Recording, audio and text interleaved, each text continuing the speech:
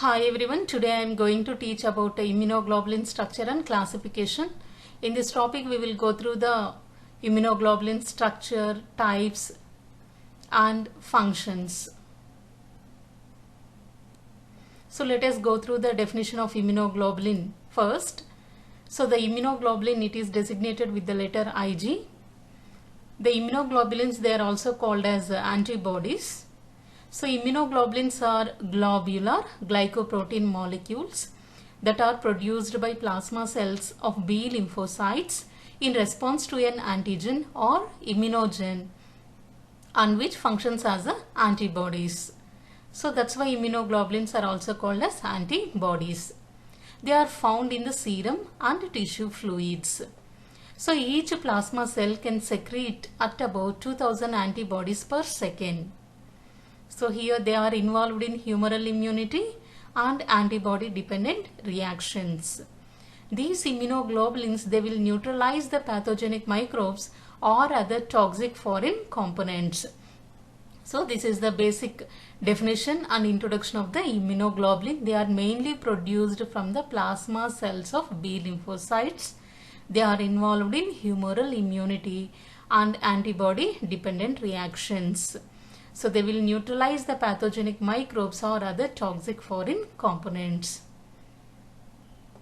So these immunoglobulins or antibodies, they will bind to definite molecules of the microbes called antigen with high affinity and specificity. It means the immunoglobulin, it will bind with the epitopes which are present on the surface of the antigens.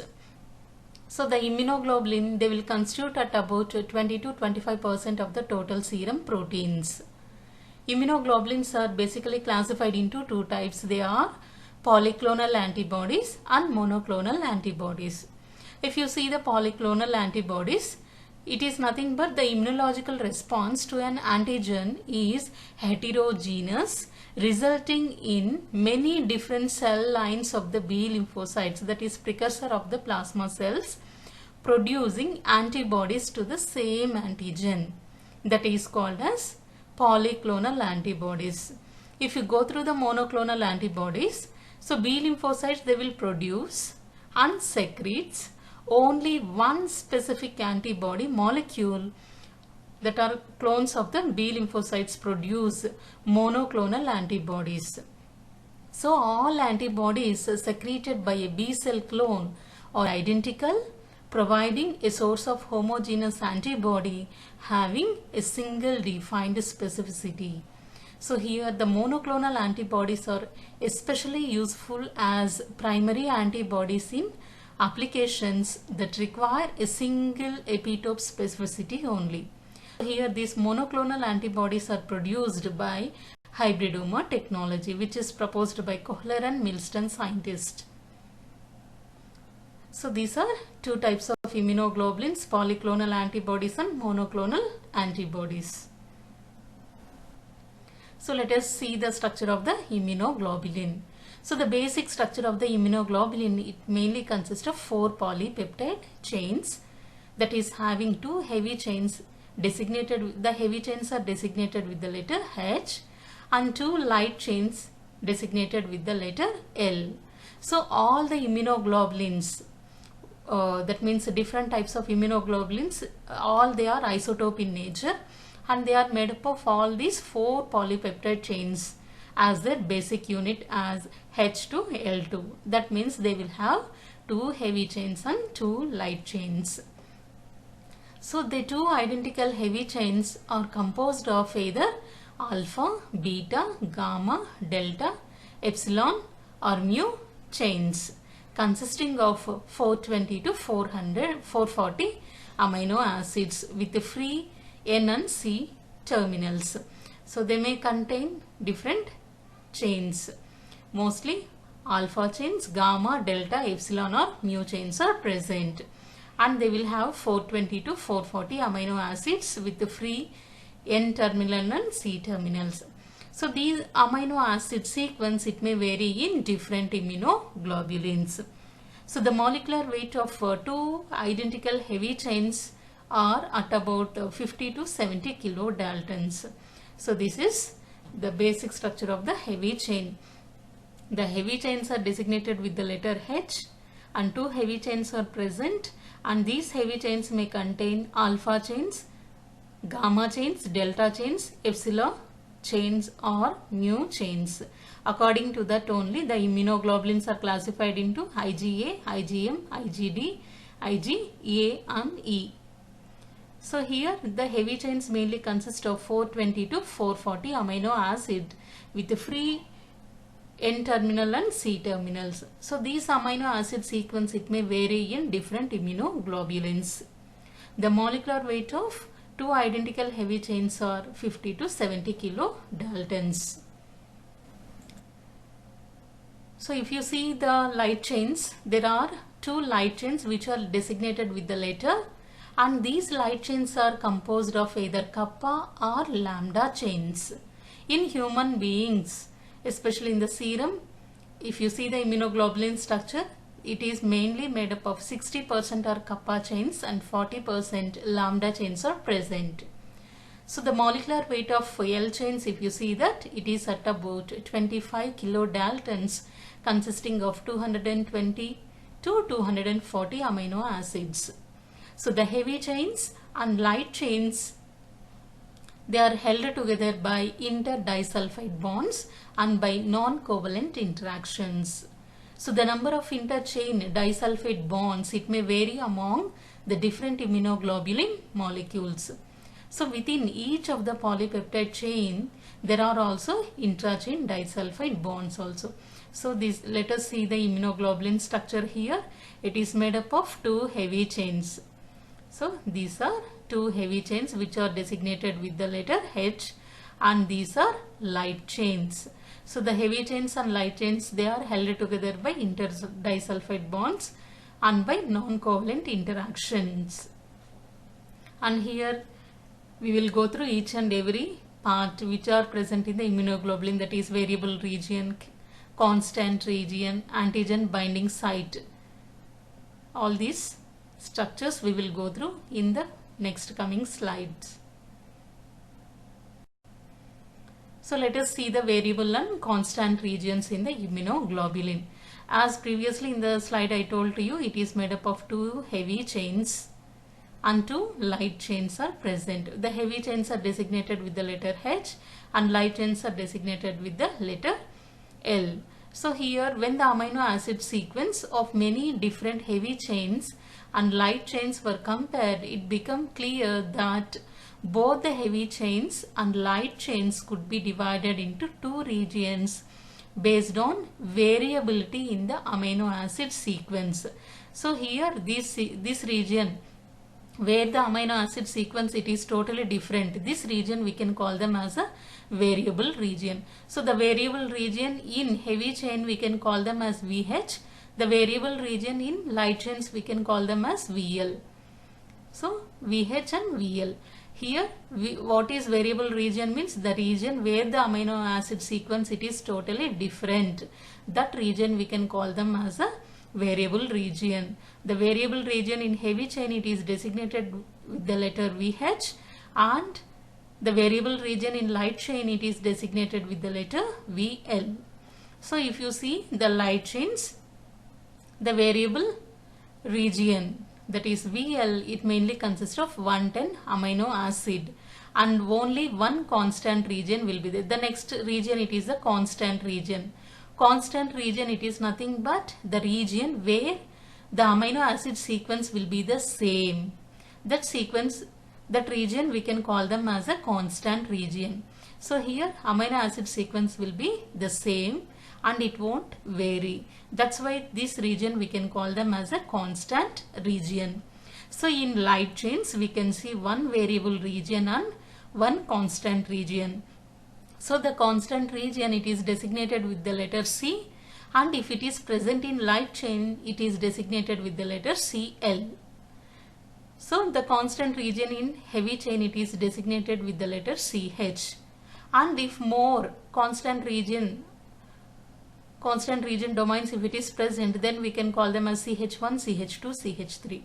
So always in light chains we can see one variable region and one constant region, that is one VL and one CL in L chains, one VH, that is one variable region, and three constant regions in heavy chains. So here the light chains, if you see that the variable region mainly consists of 110 amino acids, whereas the constant region mainly consists of 110 amino acids in light chains. If you see in heavy chains, the variable region mainly consists of 110 amino acids, whereas the constant region, if you see that, it may have 330 to 440 amino acids. So in between these two heavy chains we can see a small region, that is the hinge region, will be present. So it is the region at which the arms of the antibody, they will form Y-shaped structure. It is the region which will give some flexibility in the molecule at the point. So this region, it mainly provides the flexibility while binding with that of the antigen. So the hinge region, it may provide some flexibility to the immunoglobulin. So besides these variable region and constant region, if you see the immunoglobulin, if it is digested with some proteolytic enzymes, it will cleave the immunoglobulin into three fragments. Fab region, crystallizable region. Fab region, this is the region where it will bind with that of the antigen. That's why it is called as antigen binding site.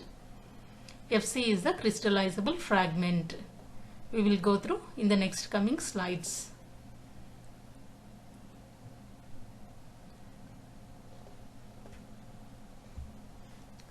So let us go for domains. So let us go through the domains. The three-dimensional images of the immunoglobulin molecule shows that it is not straight as depicted in. So rather it is folded into globular regions. It is folded into globular regions, each of which contains an intrachain disulfide bond. So these regions are called as domains. So in light chain domains we can call them as VL and CL, whereas the heavy chain domains we can designate it with VH, CH1 and CH3 or CH4, that is variable domain and constant domain. Variable domain in light chain, constant domain in light chain, variable and constant domains in heavy chains, and oligosaccharides. So carbohydrates are attached to the constant domain too in heavy chain in most of the immunoglobulins. However, in some cases the carbohydrates may also be attached to other locations also. So this is related to domains. So let us see the structure of variable region. So first one we will go through hypervariable region or complementary determining region, that is commonly called as CDR region. So comparison of the amino acid sequence of the variable region of immunoglobulin shows that the most of the variability residue in three regions called the hypervariable region or the complementary determining regions. So the antibodies with the different specificities, that is different combining sites, have different complementary determining regions, while the antibodies of the exact one which is having the same specificity will have identical complementary determining regions, that is CDR regions. That is nothing but antibody combining site. So the complementarity determining regions are found both in heavy chains as well as in light chains. These regions only, it will bind with that of the epitopes of the antigens. So these complementary determining regions which are present in heavy chains and light chains, we can call them as a paratopes. The next one is framework regions. The regions between the complementarity determining regions in the variable region are also called as framework regions. So based on similarities and differences in the framework regions, the immunoglobulin heavy and light chain variable regions can be again divided into groups and subgroups. So these represents the products of different variable region genes. So this is related to hypervariable or complementary determining region, that is nothing but the paratope, which is present on both heavy chains and light chains, and it mainly combines with the epitope of antigen while undergoing immune reactions.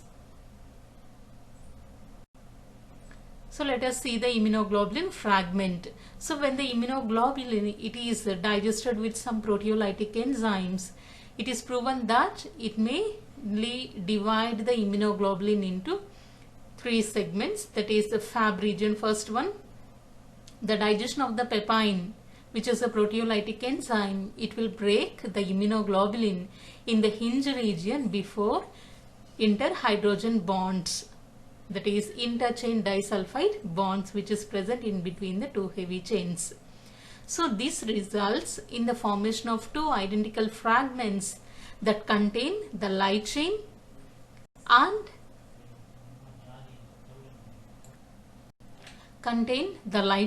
and variable region in heavy chain and constant region domains of the heavy chains. So the antigen binding site, this Fab region, it is nothing but the fragment where the antigen it will bind to this. That's why it is called as antigen binding site fragment. So antigen binding will takes place in this region. So these fragments are also called as Fab fragments because they contain the antigen binding sites of the antibody. So here by this site only the antigens it will combine with that of the antibodies. So each fragment is monovalent, whereas the original molecule was divalent in nature. So the combining site of antibody it is created by both VH and VL. An antibody is able to bind a particular antigenic determinant because it has a particular combination of VH and VL. So different combinations of VH and VL results in the antibodies that can bind a different antigenic determinants or epitopes which are present on the surface antigens. So Fab region, it is the region where it will bind with that of the antigen. So this site we can call them as antigen binding site, which is present in both heavy chains and light chains, especially in the variable region of heavy chain and variable region of light chain. The next fragment, that is the FC fragment. So the digestion with papain it also produces a fragment that contains the remainder of the two heavy chains, each containing constant region 2 and CH2 and CH3 domains. So these fragment it is also called FC because it was easily crystallized. So this is called as a crystallizable fragment. So what is the main function of this crystallizable fragment? It mainly carries out the effector function. So the effector function of immunoglobulins are mediated by this part of the molecule. So different functions are mediated by the different domains in this fragment. So normally the ability of an antibody to carry out an effector function, it must requires the prior binding of an antigen. However, there are exception to this rule. The next one, that is the antigen binding site 2. So the treatment of immunoglobulins with pepsin results in the cleavage of heavy chain after the interchain disulfide bonds, resulting in a fragment that contain both antigen binding sites. So this fragment it is also called as Fab2 because it is divalent in nature. So the FC region of the molecule is digested into small peptides by pepsin, whereas the Fab2 binds antigens but it does not mediate the effector functions of the antibodies.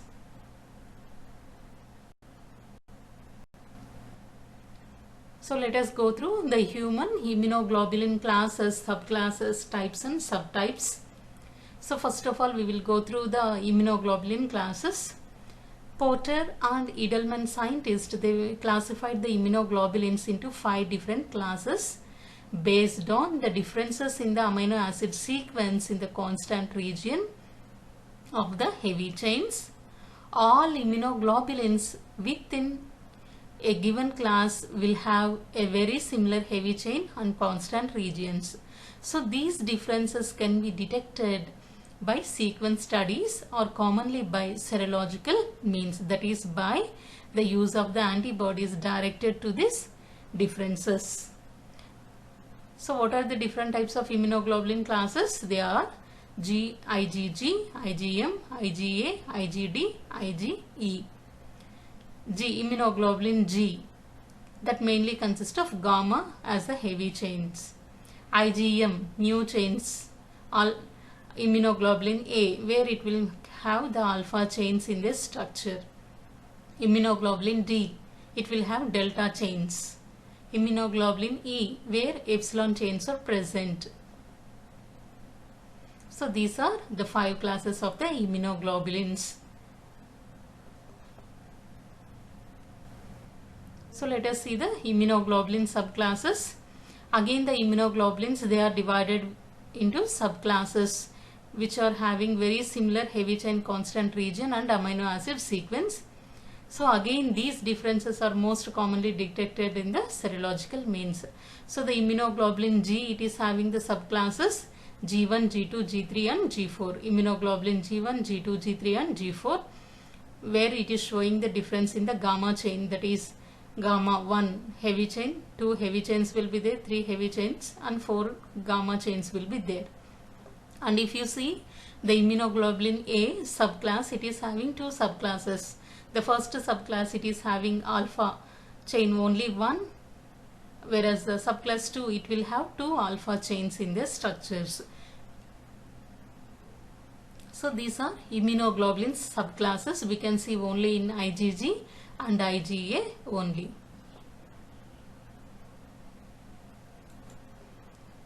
So immunoglobulins can also be classified by the type of the light chains that have. So the light chain types are based on differences in the amino acid sequence in the constant region of the light chain. So these differences are detected by serological means. They are the kappa light chains and lambda light chains. So immunoglobulin subtypes, if you see that the light chains can also be again divided into subtypes based on the differences in the amino acid sequence in the constant region of the light chains. Based on that, the lambda chain subtypes may be lambda 1, lambda 2, lambda 3 and lambda 4, which will have lambda chains 1, 2, 3, 4.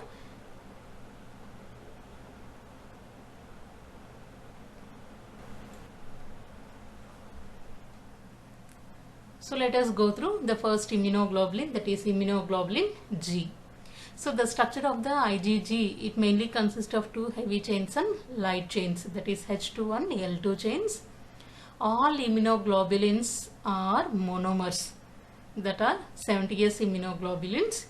The subclasses, they may differ in the number of the disulfide bonds and the length of the hinge region. So the immunoglobulin G molecular weight, it is at about 1,50,000 to 1,60,000 and it contains at about 2 to 4% carbohydrates are present. It has the slowest electrophoretic mobility and it is distributed in the extracellular fluid and it is capable of the crossing the placenta.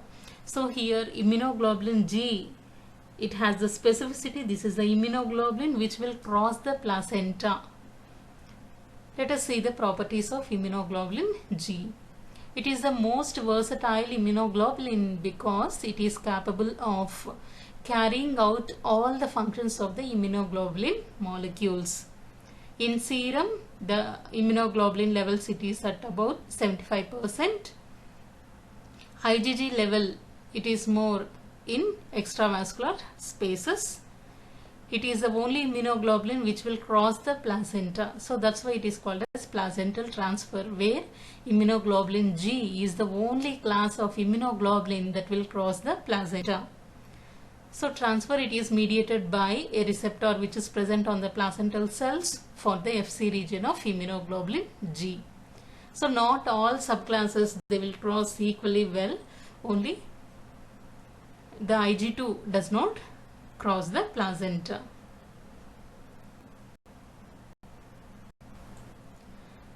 So it mainly fixes the complement pathway. Not all subclasses fix equally well. Ig4, it does not involve in the complement pathway. So binding to the cells, especially these immunoglobulin, they will bind to that of the macrophages, monocytes, PMNS, that is polymorphonuclear leukocytes, and some lymphocytes having Fc receptors for the Fc region of immunoglobulin G. So not all subclasses bind equally well, only the immunoglobulin G2 and G4, they do not bind to that of the Fc receptor. A consequence of binding to the Fc receptor on polymorphonuclear leukocytes, monocytes and macrophages is that the cell can now internalize with the antigen better. So the antibody has prepared the antigen for eating by the process of phagocytosis. So the term opsonin is used to describe the substance that enhances the phagocytosis. So IgG, it is a good opsonin which will facilitate the opsonization process. So binding of IgG to Fc receptors on other types of the cells results in activation of other functions. So IgG, this is the immunoglobulin which will cross the placenta, except Ig2, it does not cross the placenta. And here they are made up of 2 heavy chains and 2 light chains. And again they are divided into 4 subclasses, G1, G2, G3, G4. And here if you see that what are the main function of immunoglobulin G, it will cross the placenta, involved in complement fixation. It will bind to that of the some of the cells like macrophages, monocytes, polymorphonuclear leukocytes and lymphocytes, and they will mainly helpful for neutralization of the internal antigens by the process of phagocytosis. And here they will facilitate the opsonization process. So let us see the second immunoglobulin, that is IgM. It normally exists as a pentamer, whereas IgG, it exists as a monomer. IgM, it exists as a pentamer, that is 19S immunoglobulin, but it can also exist as a monomer. So in the pentameric form, all the heavy chains are identical and all the light chains are also identical. Thus the valency is theoretically 10. So IgM, it has an extra domain on the mu chain, and it has another protein covalently bound via interdisulfide bond, that is called as J chains, that is called as Zeta chains. So the chain, this chain functions in polymerization of the molecule into a pentamer, and it mainly consists of 576 amino acid, and molecular weight, it is about 950,000 molecular weight. So IgM, it is a major immunoglobulin which is expressed on the surface of B cells. The carbohydrate content, it is at about 10 to 12%. And here each monomer, it is composed of 2 heavy chains and 2 light chains, that is especially the mu chains with 2 combining sites, so that the intact molecule has 10 combining sites. So it does not process the placenta. The basic units of it are connected by disulfide bond bridges, and small peptide chain, that is J chain, will be present. It is a pentameric in form. And properties, it is the third most commonly occurring major immunoglobulin. It is the first immunoglobulin to be made by the fetus and the first immunoglobulin to be made by a virgin B cells when it is stimulated by antigen. As a consequence of its pentameric structure, IgM, it is a good complement fixation in immunoglobulin. Thus, IgM antibodies are very efficient in leading the lysis of microorganisms. So it is a good example in agglutination reaction also. where the clumping of the blood cells will takes place, that is isoagglutination reaction, which is the best example for blood grouping also. And IgM binds to some cells via Fc receptors.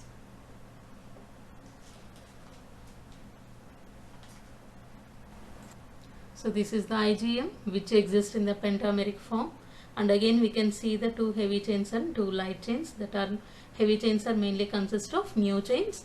In addition to that we can see the J chain, that is the zeta chain. So total binding sites will be the 10. So let us see the next immunoglobulin, that is immunoglobulin A, which exists both in monomer and dimeric form. So if it is present in secretion, it will exist in dimer form, and J chain it is associated with this, and it is mainly seen in the secretions. The molecular weight it is at about 1,80,000 to 4 lakhs, and the sedimentation rate it is at about 6.6 to 13. It has higher content of carbohydrates at about 5 to 10%. And immunoglobulin A, it is mainly present in the blood, that is secretions like blood, saliva, tears, and secretions of the gastrointestinal tract. So it is a single basic immunoglobulin unit with heavy chains. Secretory immunoglobulin, it is made up of 2 basic units connected by J chain. And again subtypes, if you see that, we can see IgA A1, A2, where it will have 2 alpha chains and 1 alpha chain in this structure. So the secretory immunoglobulin A, it plays a vital role in the host defense mechanism against viral and bacterial infections. The normal blood, it mainly have 70 to 400 mg of IgA per deciliter. It is the second most common serum immunoglobulin, and it is seen in tears, saliva, colostrum, mucus, etc. IgA does not fix the complement unless aggregated. So it can bind to some of the cells like PMNS and some lymphocytes. So here also we can see the J chain. If it is present in dimeric form, we can see this J chain or the zeta chain. So let us see the immunoglobulin D. It exists in the monomeric form. No antibody activity is associated with IgD. It is having delta chains in the structure. Normal level in blood, it is at about 0 to 80 mg per deciliter. It is found in lower levels in serum. So its role in serum, it is uncertain. It's primarily found on the B cell surface, where it functions as a receptor for antigen. So IgD on the surface of the B cells has extra amino acids at C-terminal end and for anchoring to that of the membrane. So it also associates with Ig alpha and Ig beta chains. So IgD does not bind to complement. That means it does not involved in complement pathway. Let us see the immunoglobulin E. It exists in monomeric form, and here the heavy chains are made up of epsilon chains. The molecular weight, it is about 1,90,000. Sedimentation, it is at about 80 S. And here IgE levels are mainly seen in the persons who are infected with that of the allergy. So the allergic reactions, it may shows that in the serum IgE levels will be more.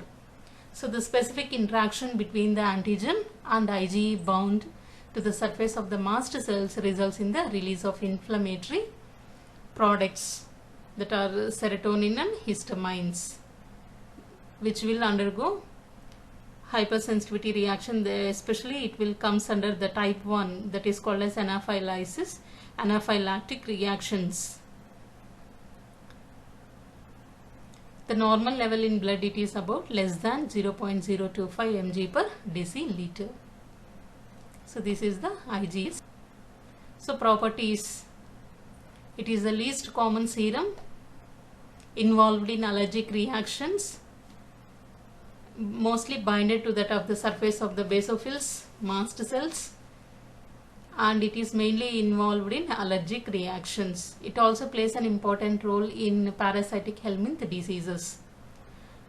So IgE levels rise in parasitic diseases. Measuring IgE, it is very helpful in diagnosing the parasitic infections. And IgE does not fix the complement pathway. So let us see the general function of immunoglobulin, antigen binding and effector functions. So immunoglobulins, they will bind specifically to one or few closely related antigens, and each immunoglobulin actually bind to a specific antigenic determinant or epitope. So antigen binding by antibodies is the primary function of the antibodies and can result in protection of the host by the formation of immune complex or antigen antibody complex. So the valency of the antibody refers to the number of antigenic determinants and that an individual antibody molecule it can bind. So the valency of all antibodies is at least 2, and in some instance we can see more. If you see the effector functions, frequently the binding of antibody to an antigen has no direct biological effect. Rather, the significant biological effects are consequence of secondary effector functions of the antibodies. They may mediate various reactions, which mainly includes fixation of the complement pathway. The complement pathway, which mainly have different pathways, classical, alternate pathway, etc. And binding of various cell types. They may bind to that of the phagocytic cells that facilitates the phagocytosis, lymphocytes, platelets, mast cells, basophils, receptors, etc. So this binding can activate the cells to perform some functions. So some immunoglobulin, they can cross the placenta, that is IgG. So which results in transfer of immunoglobulin across the placenta. And in the secretions, especially in the colostrum, we can see the IgA antibodies. And this colostrum, it can provide the immunity to that of the neonates up to that of 6 months. As a result, the transferred maternal antibodies, it can provide the immunity to the fetus and newborn.